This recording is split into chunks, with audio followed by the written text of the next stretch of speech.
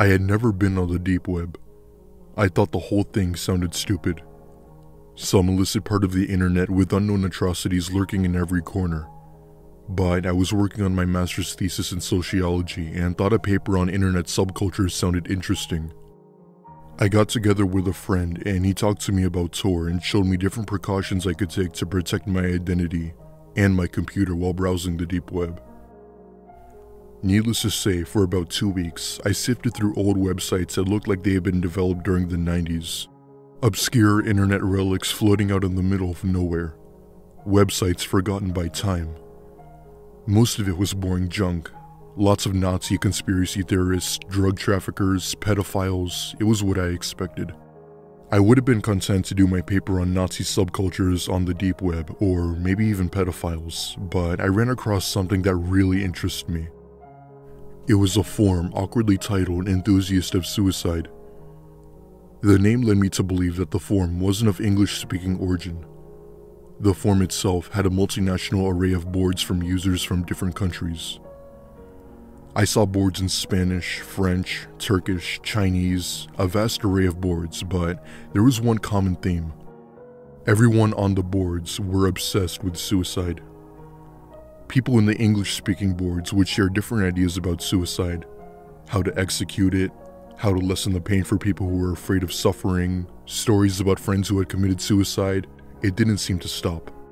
Then, on one of the boards, I noticed some people talking about something called the Suicide Show. One would say, "It's on tonight, are you going to watch it?" The other would say, "No, I can't, I have a big day tomorrow. I plan on going into work with my .38 and killing my boss, then I'm going to kill myself." I cringed at reading this. The Suicide Show. If it was what it sounded like, then it would be some kind of webcast with a bunch of people committing suicide. I felt my stomach turn, and my palms were sweaty, but my mind was racing with curiosity. I had to find out what this show was all about. I found out that the show came on at 1 in my area, and I fished around until I found a link to the show. My throat had a huge knot sitting in it, and I know I must have been sweaty, but I couldn't let my nerves get in the way of my research. I was doing important work here. The live feed came on with an eerie sound playing in the background. The film quality was grainy, as if it were filmed using a cell phone or a cheap camera. A woman with a microphone held tightly in both of her hands stood with a forced smile on her face. I could see her mascara running down her face as if she had been crying. She looked like that she was in her 40s. She was Asian and she looked incredibly uncomfortable and afraid. I gripped the armrest of my chair, my nails digging into it. She made me uneasy. This whole thing made me uneasy, but it was getting so much more strange. She started speaking in a foreign language, so I quickly clicked the button that would display English subtitles on screen. "Welcome to the Suicide Show. I'll be your host for this evening," she said, her pitch shaky and unnerved. Just the sound of her frightened voice made this so much more surreal and slightly nauseating. "Let's start the show," she shouted with uneasy and forced glee. She threw an arm up in the air, her teeth clenched tightly into a nervous smile, and a tear rolling down from one eye. This had to be fake. It was weird, but there was no way I was honestly about to be privy of what I thought I was going to witness. They tried hard to convince me that this was some illicit game show from hell, that this woman was being held against her will like Vanna White at gunpoint, but I wasn't biting. There was no way this was really happening. "Our first contestant is from New York. His name is Robert Howard," she read from a cue card nervously. Looking up at the camera with wild eyes, she then lowered the card. I could see her hand shaking. A spotlight highlighted the area around a man sitting in a chair. He was holding a shotgun in his hands. I felt my nails dig deeper into my armrest. I clenched my teeth and watched in horror. He lifted the shotgun to his mouth. I saw tears running from his eyes, and he then fired. I could see the inside of his mouth light up for a brief second as the shot rang out, startlingly loud. I jerked in my chair from the sound of the blast. I saw his head jerk back briefly as a discharge of his brain and blood hit the wall from behind him. I could see the top of his head.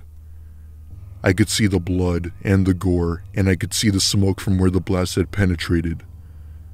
I had seen plenty of horror movies, and I had seen plenty of gore on the internet to know the difference. "Judges," the woman cried out, throwing her arm as the cheap camera swung around to highlight 3 people sitting at a table. They wore black masks with zippers that formed smiles for mouths, and white tape that formed X's over their eyes with small punctures in them so that they could see the show. One judge held up a 3.8, the other a 4.0, and the last judge held up a 3.5. "Our next contestant is Carlos Riviera from Los Angeles." The next victim was brought out. This man stood still, wearing no shirt and a simple pair of jeans. He was holding something in his right hand and his head was hanging low. He looked like he was focusing, concentrating on something, trying to steel himself. He gritted his teeth, clenching them tightly, his body shaking, and suddenly started to yell furiously as he brought a butcher knife up to his neck and started slicing across his throat.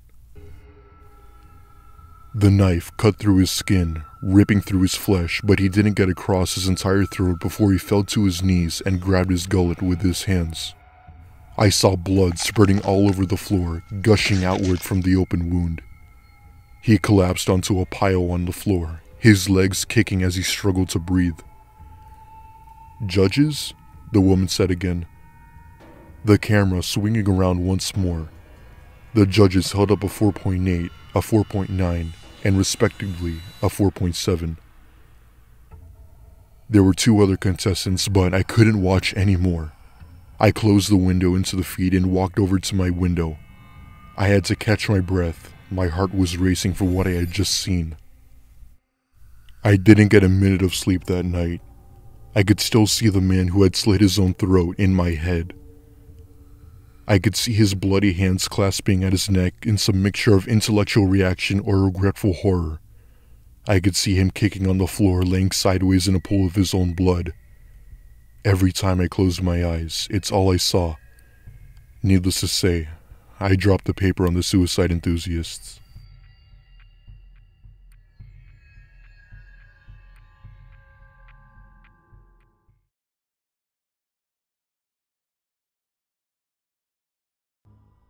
So, this took place a few years ago when I was a senior in high school. This is by far the worst experience that's ever happened to me, not just online, but life itself. To give some background information, I was 19 at the time of the story, and it was winter break, so school was the last thing on my mind. I was known as the techie guy at my school. In other words, I was pretty good with computers, and occasionally I'd get called up to help fix my school's website if it were shut down by a script kiddie.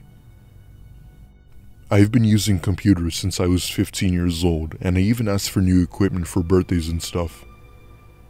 I'm aware most kids my age don't have any interest in it, but I found it fun. The vast majority of the time, I'd always be doing something on the computer, whether it be fixing it or exploring the internet. One day, I was scrolling through Reddit bored out of my mind when I came across a subreddit about the deep web. I've heard about this place before, and I even used it once in a while to score some drugs for my buddies and I. I did it only if I wanted to earn a little extra cash on the side, as I didn't have a job back then. There are things on the deep web that you wouldn't find with just a simple Google search. Drugs, illegal imports, government files and documentation, hitmen, guns, you name it. It was all there. Anyone who was a hacker knew about the deep web, and let me tell you, that place is filled with them, that I do know. In order to access the so-called deep web, you can't use your normal browser like Google and Firefox. Back in the day, you didn't have hidden browsers or VPNs that prevented people from uncovering your IP. If you wanted to access that place back in the day, you'd only do it if you thought you were the shit and you didn't think you'd get caught. Nowadays, you need a hidden special browser known as Tor to get you there, and you needed to know what you were doing to access the darker parts of the net in order to be protected.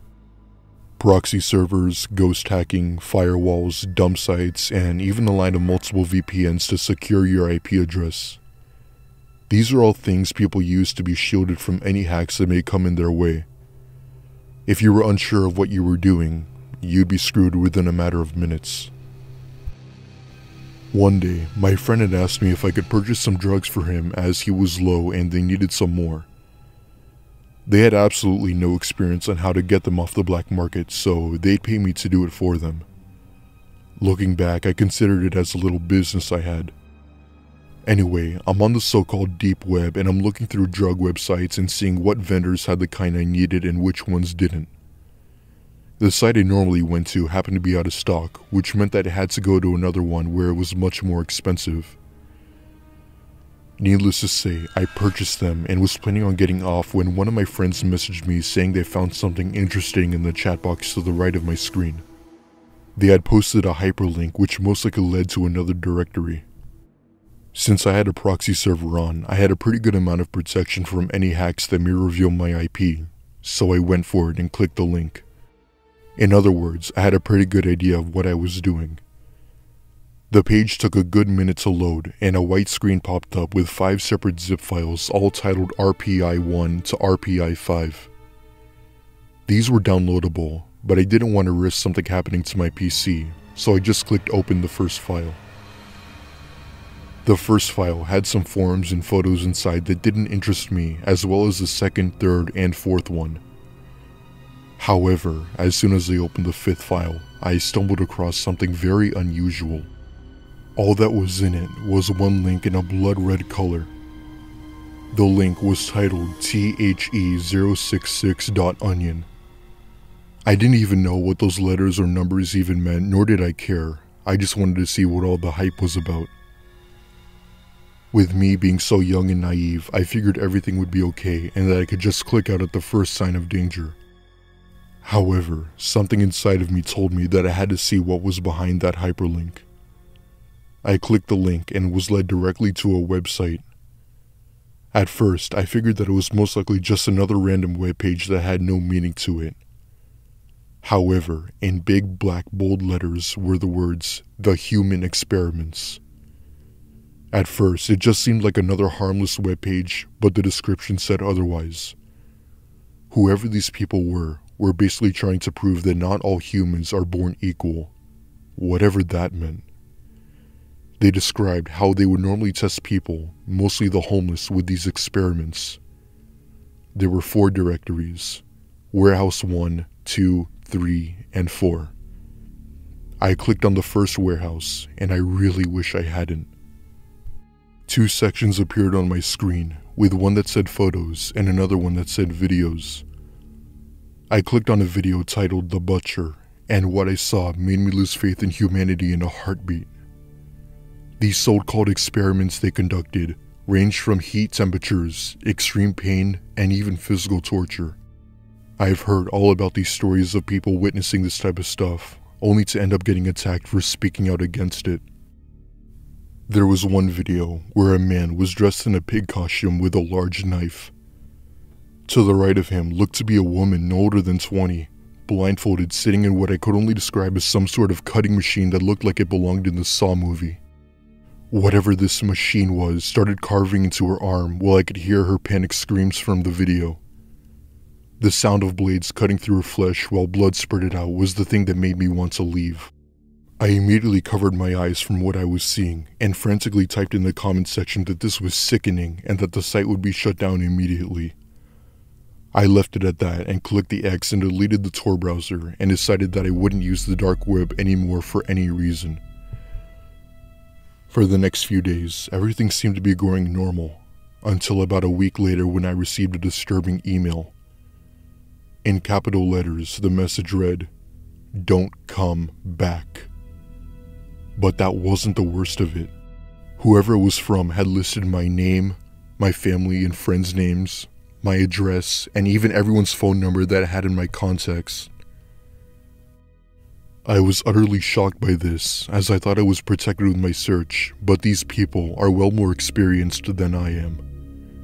My hacking experience did very little, and I have no idea as to how they managed to find my IP address, or even my email. I deleted it and I never went back to the dark web again. I don't know if that place is still running or not, and to be quite honest, I don't want to know. Till this day, I strongly believe that this was someone who ran or at least took part in that site. Two things like that don't happen that soon without them being linked somehow. Please stay away from the deep web and don't go on that digital hell for any reason.